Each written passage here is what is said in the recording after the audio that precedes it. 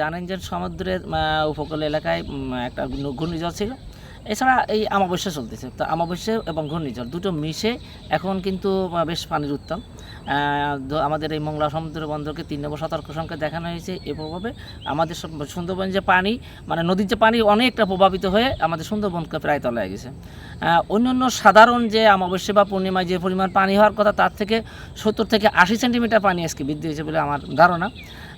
আর এই অবস্থায় সুন্দরবনের সব জায়গায় তলায় গেছে, কিন্তু আমার একটা ধারণা আছে যেটাতে সুন্দরবনের বন্যপ্রাণী কিন্তু অ্যাডাপ্টেশন আছে, অর্থাৎ ওরা বাইচে থাকতে পারে। অর্থাৎ যে পানি হয়েছে এরা কিন্তু মাত্র ১.৫ থেকে ২ ঘন্টা বা ৩ ঘন্টার ভিতরে নেমে যাবে। ওরা এই সময়টাকে যেভাবে হোক না কেন ট্যাকল করে ওরা বাইচে থাকতে পারে। এ পর্যন্ত এখনও কোনো বন্যপ্রাণী ক্ষয়ক্ষতি হয়েছে এমন কোনো জানা যায়নি। আমাদের করমজলে যে ক্যাপটিভ যে বন্যপ্রাণীগুলো আছে সেগুলো মানে ভালো আছে। আশা করি এই যে প্রভাবটা বা এই যে বন্যা, এতে আমাদের সুন্দরবনের খুব বেশি মানে বন্যপ্রাণী প্রভাব বিস্তার করবে না।